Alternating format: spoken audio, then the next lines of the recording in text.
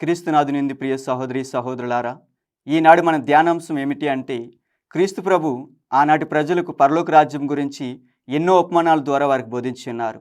అందులో ఒక ఉపమానమే ఈరోజు మనం ధ్యానించబోతున్నాం. మార్కు శుభవార్త 4వ అధ్యాయం 21వ వచనం నుంచి 24వ వరకు వచనములు.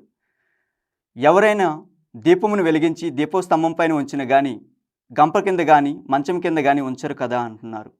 అయితే ఇక్కడ వెలుగును మనం రెండు విధాలుగా అర్థం చేసుకోవచ్చు. ఒకటి కంటికి కనిపించే వెలుగు, రెండవది కంటికి కనిపించని వెలుగు. అంటే ఆధ్యాత్మిక వెలుగు, జ్ఞానము, సత్యము, తెలివితేటలు వంటివి. అయితే ఇక్కడ క్రీస్తు అంటున్నారు, నేనే ఈ లోకానికి వెలుగును అని. యోహాను శుభవార్త 9వ అధ్యాయం 6వ వచనంలో. అదేవిధంగా నేనే మార్గం, నేనే సత్యం, నేనే జీవం అని యోహాను శుభవార్త 14వ అధ్యాయం 5వ వచనంలో పలుకుతున్నారు. దీపమును ఏ విధంగా అయితే దీపస్తంభం పైన ఉంచారో, క్రీస్తును కూడా సిలువలో కొట్టి కలువరు కొండపైన ఉంచారు. ఆ దీపం ఏ విధంగా అయితే అక్కడున్న ప్రజలందరికీ కూడా వెలుగునిస్తుందో, క్రీస్తు ప్రభు కూడా సిలువ పై నుండి మనందరికీ రక్షణ దయచేస్తున్నారు. ఇక రెండవ మాటగా చూసుకున్నట్లయితే, నేను పైకి ఎత్తబడినప్పుడు అందరినీ నా యొద్దకు ఆకర్షింతును అని అన్నారు. యోహాను శుభవార్త 12వ అధ్యాయం 32వ వచనంలో. అదేవిధంగా దీపమును వెలిగించి తర్వాత గంప కింద కానీ, మంచం కింద కానీ ఉంచరు కదా అంటున్నారు. అంటే ఇక్కడ క్రీస్తు మరణించిన తర్వాత శిష్యులందరూ కూడా క్రీస్తు ప్రభుని స్వీకరించారు. ఆ వెలుగుతో 3 సంవత్సరాలు కలిసి జీవించారు. వారు క్రీస్తు మరణించిన తర్వాత క్రీస్తు గురించి బోధించినప్పుడు, ప్రకటన చేసినప్పుడు అక్కడ ఉన్నటువంటి మత పెద్దలు క్రీస్తు గురించి బోధించవద్దని పలికి ఉన్నారు. కానీ వారు చెప్తున్నటువంటి మాట, యోహాను గారు రాసినటువంటి మొదటి లేఖ 1వ అధ్యాయంలో చూసినట్లయితే, మేము మా చెవులారా విన్నది, కన్నులారా చూచినది, చేతులారా స్పృశించినది చెప్పకుండా మేము ఎలా ఉండగలము అంటున్నారు.